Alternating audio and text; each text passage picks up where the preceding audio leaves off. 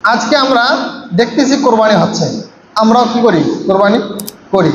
এই কোরবানিটা কোথায় থেকে আসলো? কোরবানির ইতিহাস সূচনা কোথায় থেকে হলো? কোরবানির সূচনা হয়েছে হজরত আদম আলাইহিস সালাম থেকে। হজরত আদম আলাইহিস সালাম এবং মা হাওয়া আলাইহিস সালাম তারা উভয়ে আল্লাহ তাআলার আদেশে জান্নাতের মধ্যে ছিলেন। জান্নাতে থাকার পর দীর্ঘদিন জান্নাতে ছিলেন। থাকার পর তারা উভয় জান্নাতে নাজ নেয়ামত খাইতেছিল। আল্লাহ তাআলা বলে দিলেন, ওয়ালা তাকরাবা হাযিহিশ শাজারা, তোমরা ওই গাছের নিচেও যেও না। একটা গাছ দেখায় দিল, গন্ধম গাছ বা বিভিন্ন তাফসীরে রেখে বিভিন্ন গাছ। তো আল্লাহ তাআলা একটা গাছের দিক ইশারা করে কি বললেন? ওই গাছের নিকটে তোমরা যাবে না। তো তারা ওই গাছের নিকট যায় না। দীর্ঘদিন জান্নাতে নাজ নেয়ামত পাচ্ছে, খুব ভালো লাগতেছে। তারা নাজ নেয়ামত পেয়ে নাজ নেয়ামত ভোগ করতেছে। হযরত আদম এবং হাওয়া আলাইহিস সালাম দুজনেই দীর্ঘদিন আছে। থাকার পর তারা জান্নাতে ঘোরাফেরা করে। ঘোরাফেরা করতে করতে জান্নাত, ওখানে তো একটা শেষ সীমানা আছে, জায়গা আছে। তারা জান্নার পাশে গেছে। যাওয়ার পর দেখে অপর প্রান্ত থেকে একজনকে দেখা যাচ্ছে। সে হলো কে? মিস্টার শয়তান লানাতুল্লাহ আলাইহি। মিস্টার শয়তান লানাতুল্লাহ আলাইহি। সে ওপাশ থেকে, এই হুজুর এদিকে কথা শোনেন, কোথায় আছেন? জান্নাতে আছি। কেমন লাগে? খুব ভালো লাগে। তাই? হ্যাঁ। থাকতে চাও সারা জীবন এখানে? হ্যাঁ, এখানেই থাকতে চাই। ও, এখানে থাকতে চাও? তাহলে আল্লাহ কি বলছেন? আল্লাহ বলছেন জান্নাতে থাকো, তোমাদের কোনো সমস্যা নাই, কিন্তু ওই গাছের নিকট যাওয়া যাবে না। এটা কথা, তোমরা তো এই জিনিসটাই বুঝলা না। কি? যে তোমাদেরকে ওই গাছের ফল খাইতে তো দূরে থাক, কাছে যাওয়া নিষেধ করেছেন। কারণ হলো যে যদি তোমরা ওই গাছের নিকটে যাও, ওই গাছের ফল খাও, তাহলে তোমরা চিরদিন থাকতে পারবা। তো আল্লাহ তাআলা চায় না যে তোমরা চিরদিন থাকো, এই জন্য তোমাদেরকে আল্লাহ তাআলা ওই গাছের নিকট যাইতে নিষেধ করছে। তো মিস্টার শয়তান লানাতুল্লাহ আলাইহি এই কথা শুনে আদম আলাইহিস সালাম বলে, না না, আল্লাহ নিষেধ করছে, এখানে যাওয়া যাবে না। তো পাশে এসে আমাদের মা হাওয়া আলাইহিস সালামও দাঁড়ায় গেছে। কি হয়েছে ঘটনা?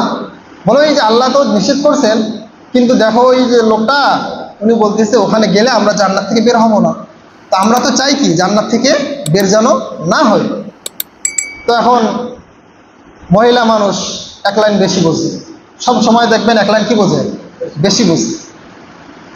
একজন যদি এসে বলে যে আমাকে তুমি 10,000 টাকা দাও, তোমাকে আমি এমন একটা পাতিল দিয়ে দেবো, যে পাতিল যত কয়েন দেবো সবগুলো স্বর্ণ হয়ে যাবে। বাস, লোভে পাপ, পাপে মৃত্যু। ওই মা বোন মন তো নরম, আল্লাহ তাআলা নরমকে বানাইছেন। ওই 10,000 টাকা দিয়ে দিচ্ছে। হাড়ি পাতিলও কি নিয়ে নিছে, বলে দিছে 3 মাসের আগে হাড়ি পাতিলটা খোলা যাবে না। মা কি করছেন? 3 মাস মাটির নিচে রেখে দিচ্ছেন। আর মনে মনে খুশি, কয় রে বাপ রে বাপ, স্বামী পাখি কাকো তো এখনো বলি নাই, 3 মাস পর যখন খুলবো আর দেখবো স্বর্ণের খালি কয়েন বাইর হয়ে আসতেছে। তো স্বামীও খুশি, সন্তানও খুশি, আর কোথাও যাইতে পারে, একটা 10 তলা বিল্ডিং করবো, এই চিন্তায় কি করে মহিলা ঘুমায়। কিন্তু 3 মাস পর যখন খুলে দেখে, যা একটা কি পয়সা ছিল এগুলোও কালো হয়ে, এগুলোও অনুপযুক্ত হয়ে গেছে। কারণ মা বোনরা কি করে? এক লাইন বেশি বোঝে। এটা বাস্তবতা। এটা এখন না, ওই তখন থেকেই চলে আসছে। তো মা হাওয়া আলাইহিস সালাম তিনিও পাশে দাঁড়ায় আছেন। কি কথা তো ঠিকই, উনি বলতেছে তো মিথ্যা তো বলার কথা না। আল্লাহ মনে হয়, আচ্ছা আমরা খেয়ে দেখি কি হবে, একটু খাইলে কি হবে, যদি সারা জীবন থাকতে পারি সব সময়, ভালোই তো হবে না? এই কথা বলার পর তো বিবির কাছে তো স্বামীরা আমরা কি হত দরিদ্র, আমরা তার কাছে জিম্মি, কিছু করার নাই। কারণ না করলে আবার পরবর্তীকে ও তোমাকে বলছিলাম বারবার, এরপরও তুমি করো নাই, তোমার ভেতরে সংসারে কোনো খেয়াল খবর নাই, তুমি আমার একটুকু দেখো না। দেখবেন যে মনে করেন একদিন বলছে বিবি যে আমার জন্য একটা চিরুনি নিয়ে আসি, বাজারে গেছেন, আরও 10টা বাজারের কথা লিখে দিছে, কিন্তু ঘটনাক্রমে আপনার চিরুনির কথাটা কি নাই, মনে নাই। বাড়িতে আসার পর যদি ওই চিরুনিটা না পায়, আপনি যে 10 বছর থেকে তাকে এত আদর সোহাগ লালন পালন করেছেন, সে ওই দিন ওই 4টা চিরুনি না পেয়ে বলবে কি? এটাই তো বলি যে তুমি আমার দিকে তাকাও না, আমার কোনো খোঁজখবর নাই, দুনিয়ার সব আনতে পারলাম, আমার জিনিসটা আনতে পারলাম না, অকৃতজ্ঞ। আদম আলাইহিস সালামকে যখন বলছেন, বলার পর ভালো মতো বুঝেন, খুব মজার ঘটনা। বলার পর হযরত আদম আলাইহিস সালাম কি করে, বিবিও বলতেছে, ওই লোকও কি উপাস থেকে বলতেছে যে খাইলেই কি সব সময়ের জন্য এখানে থাকতে পারবা। তো এই কথা শুনে তখন আদম আলাইহিস সালাম খেয়ে ফেলছে। কাছে গেছেন, যাওয়ার সঙ্গে সঙ্গে তাদের শরীর থেকে জান্নাতি পোশাক পরে গেছে। পরে যেয়ে তারা কি হয়ে গেছে, উলঙ্গ হয়ে গেছে এবং তারা জান্নাত থেকে বের হয়ে গেছে। যখন হযরত আদম আলাইহিস সালাম এবং মা হাওয়া আলাইহিস সালাম দুইজনে জান্নাত থেকে বের হয়ে গেলেন, আল্লাহ তাআলা দুইজনকে এক জায়গায় রাখেন নাই, দুইজনকে দুই প্রান্তে নিক্ষেপ করে দিয়েছেন। হযরত আদম এবং হাওয়া আলাইহিস সালাম দুইজন দুই জায়গার মধ্যে দীর্ঘদিন বসবাস করতেছেন। বসবাস করার পর হঠাৎ আল্লাহ তাআলার মর্জি মোতাবেক তারা উভয় একসঙ্গে দেখা হলো। দেখা হওয়ার পর বলে, কতদিন হয় তোমার সঙ্গে দেখা হয় না, আজকে আসো আসো দুইজনে গল্প করি। দুইজনে যখন দেখা হইলো, হওয়ার পর আল্লাহ রাব্বুল আলামিনের মর্জি মোতাবেক দুইজনের মাধ্যমে আল্লাহ তাআলা সম্প্রদায় বৃদ্ধি করবেন, এই চিন্তা করে আল্লাহ রাব্বুল আলামিন তাদের ভেতরে বসবাসের উপযুক্ত করে দিলেন। তারা উভয়ে বসবাস করতে থাকলেন। আল্লাহ রাব্বুল আলামিনের আদেশে তাদের আমাদের পিতামাতা দুজনের মিলন হলো। মিলন হওয়ার পর সেখান থেকে সন্তান জন্ম নেওয়া শুরু করলো। আবার সন্তানের ধরন ছিল একরকম, এক জোড়া করে সন্তান হবে, একটা ছেলে একটা মেয়ে, এক জোড়া, আবার এরপরে আবার এক জোড়া, আবার এক জোড়া, এইভাবে আল্লাহ রাব্বুল আলামিন দুইজনের মাধ্যমে জোড়ায় জোড়ায় সন্তান জন্ম দেওয়া শুরু করলেন। তারা যখন সন্তান জন্ম দিতে থাকলেন, এবার নিয়ম করে দিলেন, উভয়ে যখন যুবক যুবতী হয়ে গেলেন, আল্লাহ রাব্বুল আলামিন বললেন যে তারা যেহেতু যুবক যুবতী হয়েছে, তাদের মধ্যে বিবাহ বন্ধন দরকার আছে। তো বিবাহ বন্ধন দরকার থাকলে কিভাবে তারা বিবাহ বন্ধনে আবদ্ধ হবে? আল্লাহ রাব্বুল আলামিন নিয়ম কানুন বাতিয়ে দিয়ে বললেন যে জোড়ায় জোড়ায় তৈরি করেছি তোমাদের ভেতরে, কিন্তু তোমাদের ওই জোড়ায় জোড়ায় বিবাহ করলে চলবে না। কি করতে হবে? আগের একজন ছেলে পরের একজন মেয়ে, আগের একজন মেয়ে পরের একজন ছেলে, এভাবে ওলট পালট করে বিবাহ করতে হবে।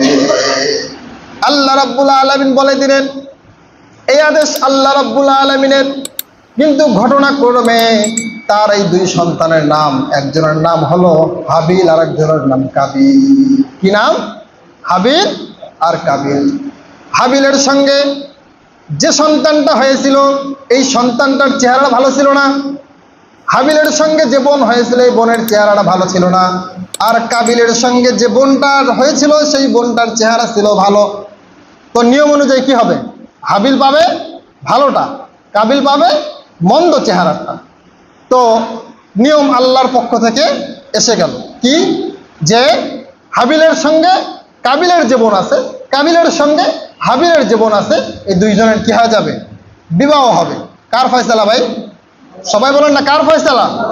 আল্লাহ রাব্বুল আলামিনের ফয়সালা। কিন্তু কাবিল সাহেব তিনি বলতেছেন না, এটা হবে না। বলে আমি এটা মানি না। তো যখন হাবিল সাহেব মানলো, কিন্তু কাবিল সাহেব মানে না। বাহ্যিকভাবে দেখা যায় হাবিল সাহেব তো মানবেই, কারণ তার ভাগ্যে তো ভালোটা, আর কাবিল সাহেবের ভাগ্যে কি? খারাপটা। কিন্তু সবক তো এটা ছিল যে আদেশ আল্লাহ রাব্বুল আলামিনের, তো আল্লাহ যে আদেশ দেবেন এটার উপরে কি থাকতে হবে? সন্তুষ্ট থাকতে হবে। তো যখন হাবিলের ভাগ্যে কি? ভালো মেয়ে, সুন্দর দেখতে আর কি, আর কাবিলের ভাগ্যে কি পড়ছেন? কুৎসিত, যেটা একটু খারাপ, নিরস। তো আল্লাহ তাআলা কি আদেশ করলেন? যে হাবিলের ভাগ্যে ভালোটা এটাই ফয়সালা, কাবিলের ভাগ্যে যেটা আসছে এটাই ফয়সালা। তো আল্লাহর পক্ষ থেকে ফয়সালা হয়ে গেল। ফয়সালা হয়ে যাওয়ার পর তো কাবিল বলে না, আমি এ ফয়সালা মানতে কি না রাজি না, আমি এটা মানবো না, আমি ওই আমারটাই চাই, ভালোটাই চাই, খারাপটা আমি নেব না। হাবিল বলে যে আল্লাহ যেটা ফয়সালা করছেন আমি এটার উপর সন্তুষ্ট। আল্লাহ যদি এখনো আমাকে বলে তোমার কালোটা, আমি এটাতেই রাজি। তো দুইজনের ঝগড়া চলতেছিল। আদম আলাইহিস সালাম দেখলেন যে অবস্থা মারাত্মক। আদম আলাইহিস সালাম বলেন, আদেশ তো আল্লাহর পক্ষ থেকে মানতে হবে। কাবিল বলে না, আমি মানবো না। মানবো না তো কী করবা? যে আপনি অন্য কিছু ব্যবস্থা করেন। তো আল্লাহ তাআলার কাছে আদম আলাইহিস সালাম ফরিয়াদ জানান, আল্লাহ কি হবে? তো আল্লাহ তাআলা বলেন যে যেহেতু হুকুমটা দিছে আপনার মাধ্যমে, তাদের পছন্দ নাও হতে পারে। তো এখন কি করা যায়? এমন একটা পদ্ধতি তৈরি করা যায় যেটার মাধ্যমে সে নিজেই বুঝতে পারে যে আমি কোনটার উপযুক্ত। আল্লাহ তাআলা বাতলায়া দিলেন যে তুমি একটা কাজ করো, তাদের উভয়কে কোরবানি করতে বলো। তাদের উভয় কি করতে বলো? কোরবানি করতে বলো। যার কোরবানিটা কবুল হবে সে ওই ভালোটারে বিয়ে করবে, আর যার কোরবানিটা কবুল হবে না তাই সে ওটা পাবে না।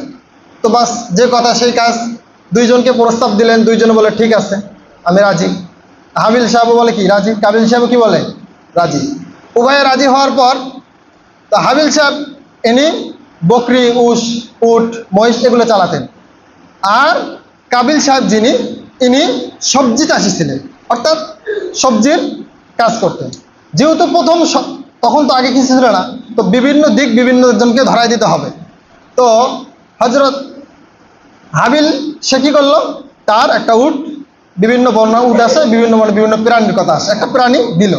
আর কাবিল সাহেবও তার কিছু শস্য ওখানে গিয়ে রেখে দিল।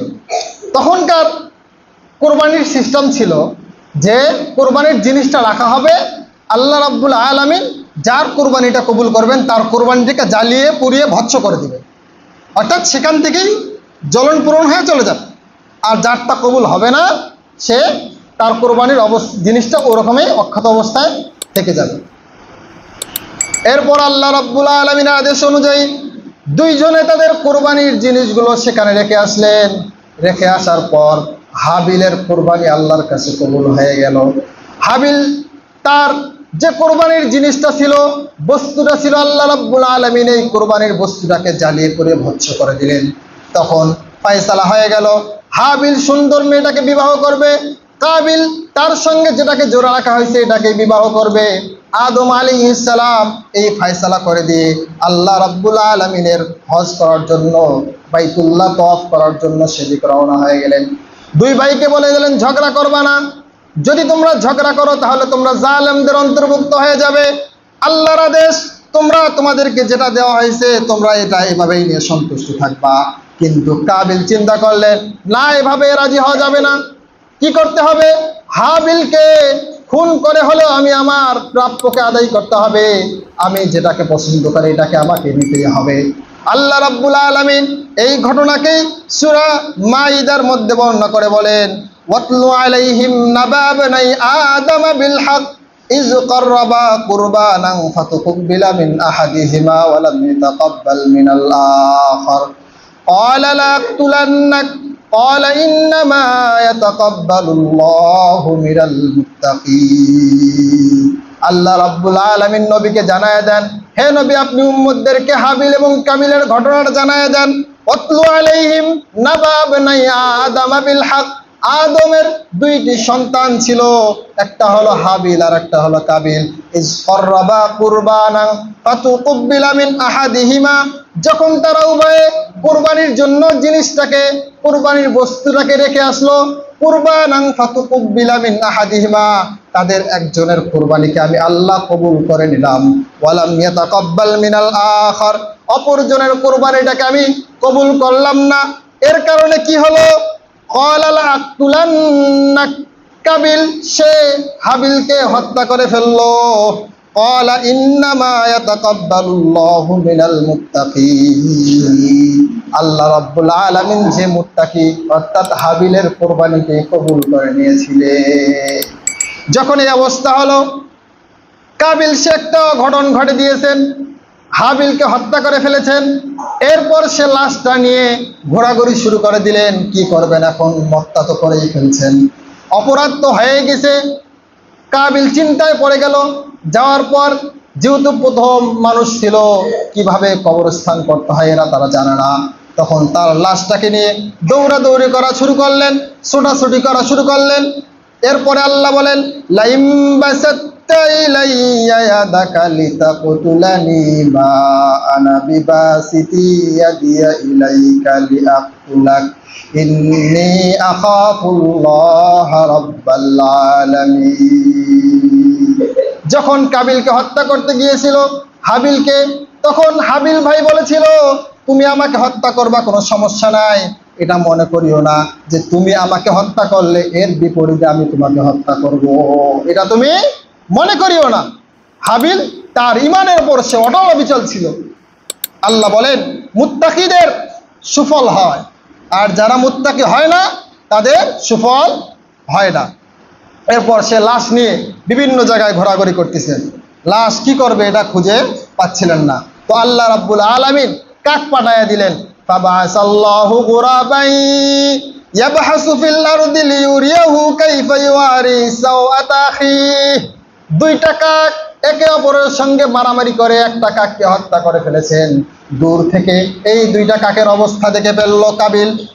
অবস্থা দেখে দেখলো যখন দুই কাক মারামারি করেছে, এক কাক মরে গেছে, আর এক কাক সে ওই ভাই কাককে মৃত্যু থেকে দাফন করার জন্য নিজ ঠোঁট দিয়ে ওই জায়গাটা আলতো করে জায়গাটার থেকে একটা খনন করে তার ওই কাককে সেখানে দাফন করে দিল।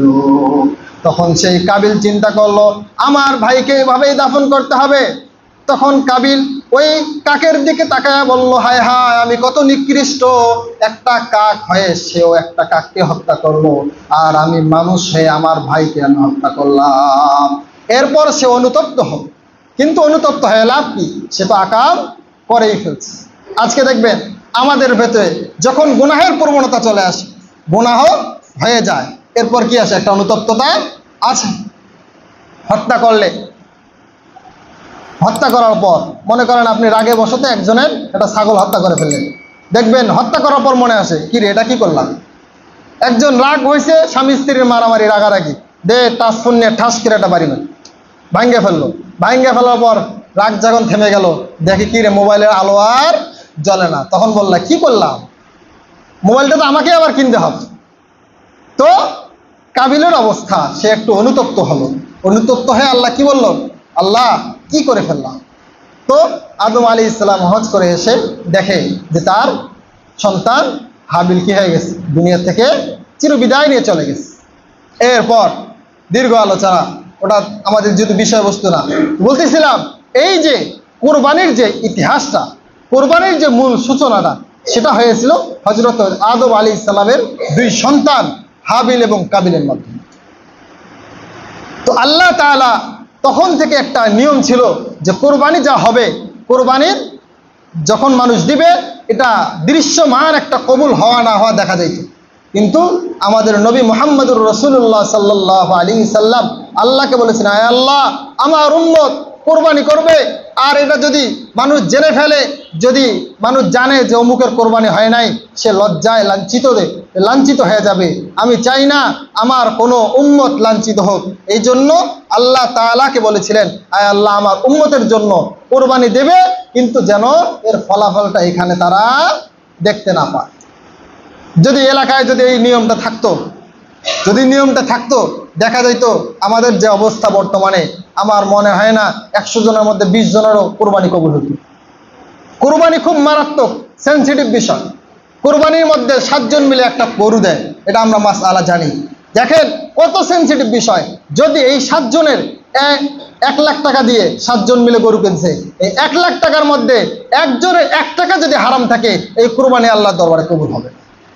একজনের যদি 1 টাকা থাকে, তাহলে দেখেন আজকে যে আছে, আপনি আরেকজনকে নিয়ে বলতেছেন সে তো সুদারু, সে তো ঘুষারু, সে ঘুষ খায়, আপনি জানেন সে ঘুষ খায়, জানেন সে সুদ খায়, এরপর তার সঙ্গে কোরবানি করতেছেন, কারণ টাকা বেশি হবে, ভালো একটা কোরবানি দিতে পারবো, অন্য মানুষ কোরবানি দিচ্ছে না, গরুর গোশত আমাকে খেতে হবে। আরে ভাই, আমি তো মনে করি এই জামানায় সব থেকে নিরাপদ হলো খাসি কোরবানি দেওয়া, সব থেকে নিরাপদ হলো ছাগল কোরবানি দেওয়া। এটাতে আপনি নিশ্চিত থাকতে পারবেন যে আমি আমার হালাল টাকা দিয়ে এটাকে দিচ্ছি, এটা হয়তো কবুল হবে ইনশাআল্লাহ। আর যদি সাধ্য থাকে তাহলে আপনি একাই একটা গরু দেন, 5টা দেন, সমস্যা নাই। যদি এটাও না পারেন, যদি 5 জন মিলে দিতে হয়, আপনি অবশ্যই এমন 5 জনকে বাছাই করবেন যে 5 জনের টাকার মধ্যে কোনো হারাম নাই, যে 5 জনের 1 টাকার মধ্যেও কোনো ঘুষ নাই, সুদ নাই, বেহালালি কোনো কারবার নাই, সব হালাল টাকা, এমন লোককে আপনারা নির্বাচন করবেন। এবং আরো মারাত্মক, যদি এক্ষেত্রে আজকে আমরা ছাগল দেই না, কেন ছাগল দেই না? ঈদের পরে বাড়িতে কে আসবেন? জামাই সাহেব আসবেন। জামাই সাহেব আসলে যদি খাসির গোস্ত খাওয়াই, জামাই সাহেবকে তো আবার গরুর গোস্ত টাকা দিয়ে কিনে খাওয়াইতে হবে। কথা বলেন না যে? হ্যাঁ, বেটির বাড়িতে তরকারি দিতে হবে, গোস্ত দিতে হবে, নাহলে মান সম্মান থাকিবে না। আর কিভাবে ছাগলের গোস্ত বেটির বাড়িতে পাঠাবো? আত্মীয় স্বজনরা আসবে, গরুর গোস্ত যদি না থাকে, গরুর গোস্ত কিনে আনতে হবে, 10,000 টাকা দিয়ে কোরবানি দেব, আবার আত্মীয় স্বজনকে টাকা দিয়ে গরুর গোস্ত খাওয়াবো। এত বোকা আমি না। খুব চালাক, খুব চালাক ভাই। এই চালাকি করে আপনার 10,000 টাকা শুধু গোস্ত খাওয়াই হবে, 10,000 টাকা দিয়ে আপনার কোনো প্রকার সওয়াব হবে না। আল্লাহ রাব্বুল আলামিন কোরআনুল কারীম এর মধ্যে বলেন, লা ইয়ানালাল্লাহা লুহুমুহা ওয়ালা দিমাউহা ওয়ালাকিন ইয়ানালুহুত তাকওয়া। আল্লাহ রাব্বুল আলামিন বলেন, তোমরা কুরবানি করো, আমি আল্লাহ রাব্বুল আলামিনের কাছে লা ইয়ানালাল্লাহ পৌঁছে না, কি পৌঁছে না? লুহুমুহা ওয়ালা দিমাউহা, এর গোস্ত, ওয়ালা দিমাউহা, এই গরুর রক্ত, গরুর রক্ত, গোস্ত, চামড়া কোনো কিছুই আল্লাহর কাছে পৌঁছে না। আল্লাহর কাছে কি পৌঁছে? ওয়ালাকিন ইয়ানালুহুত তাকওয়া, তোমাদের অন্তরের যে তাকওয়া আছে, তোমাদের অন্তরের যে নিয়ত আছে, এই নিয়তটা আল্লাহর কাছে পৌঁছে যায়। এখন আপনি নিজের দিকে তাকান, কোরবানি কি গোস্ত খাওয়ার জন্য দিলেন? আপনি নিজের দিকে তাকান, এই কোরবানি কি আমি আত্মীয় স্বজনের বাড়িতে গোস্ত দিব এই জন্য দিলাম নাকি? আপনি যদি ওই রকম হয়ে থাকে তাহলে নিজে নিজে নিশ্চিত থাকেন আপনার কোরবানি হয় না। এই জন্য বর্তমানে নিরাপদ কোরবানি হলো ছাগল দেওয়া। বর্তমানে নিরাপদ কোরবানি হলো আপনি একাই পাইলে একাই একটা গরু দিবেন, একাই পাইলে একাই একটা উট দিয়ে দিবে।